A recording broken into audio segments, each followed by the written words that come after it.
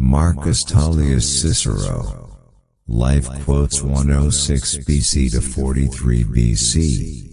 Friendship improves happiness and abates misery.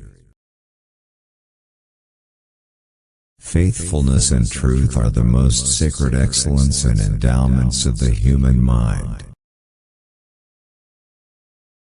The wise are instructed by reason, average minds by experience, the stupid by necessity and the brute by instinct.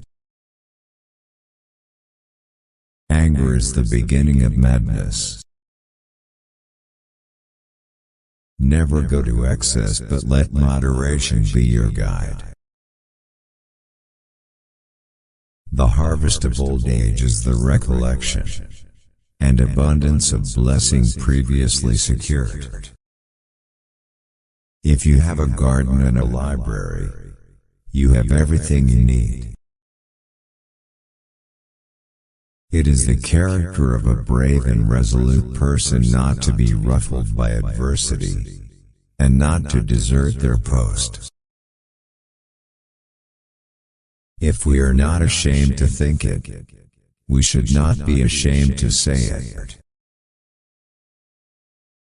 The pursuit, even of the best things, ought to be calm and tranquil.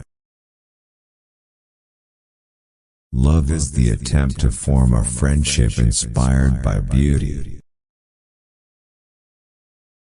Friendship improves happiness and abates misery by the doubling of our joy and the dividing of our grief. Life is nothing without friendship. The shifts of fortune test the reliability of friends. A friend is, as it were, a second self. Of all nature's gifts to the human race, what is sweeter to a man than his children? While there's life, there's hope. I have always been of the opinion that unpopularity earned by doing what is right is not unpopularity at all, but glory. Just as the soul fills the body, so God fills the world. Just as the soul bears the body, so God endures the world. Just as the soul sees but is not seen, so God sees but is not seen.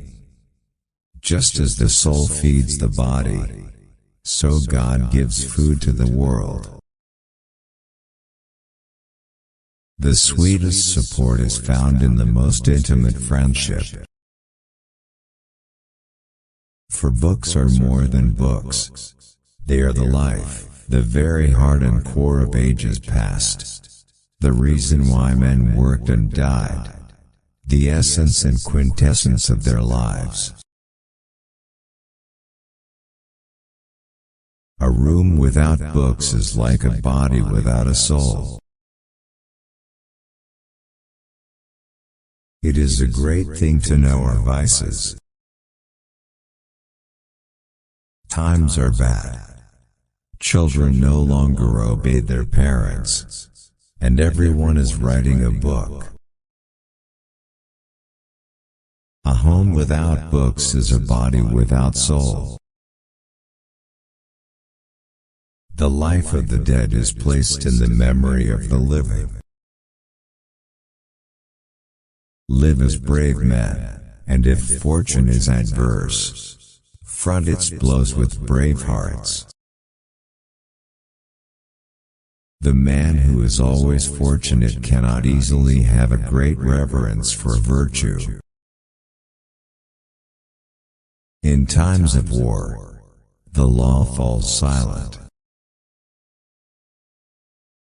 The life given us by nature is short, but the memory of a well-spent life is eternal. Within the character of the citizen lies the welfare of the nation. To be content with what we possess is the greatest and most secure of riches. When time and need require, we should resist with all our might, and prefer death to slavery and disgrace. There is no one who can give you wiser advice than you can give yourself. You will never make a slip if you listen to your own heart. To be ignorant of what occurred before you were born is to remain always a child. Your enemies can kill you, but only your friends can hurt you. The face is a picture of the mind with the eyes as its interpreter. He does not seem to me to be a free man who does not sometimes do nothing. The safety of the people shall be the highest law. The greatest pleasures are only narrowly separated from disgust. We must not say that every mistake is a foolish one.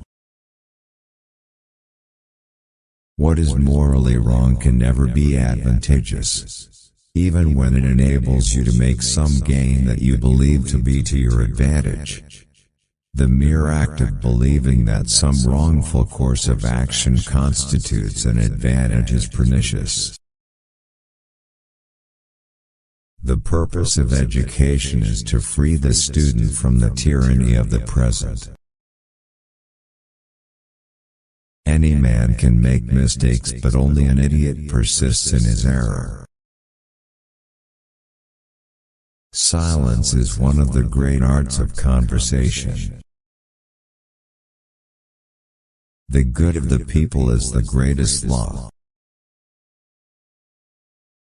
The higher we are placed, the more humbly we should walk. It is not by muscle, speed, or physical dexterity that great things are achieved, but by reflection, the force of character and judgment.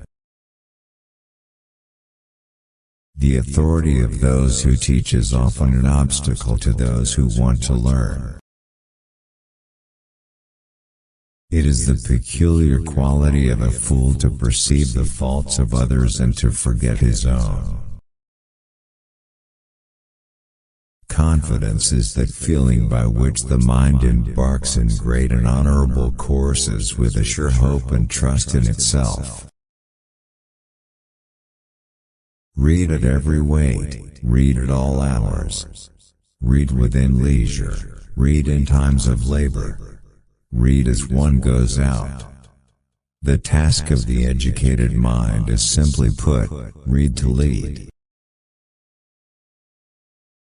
The greater the difficulty, the greater the glory.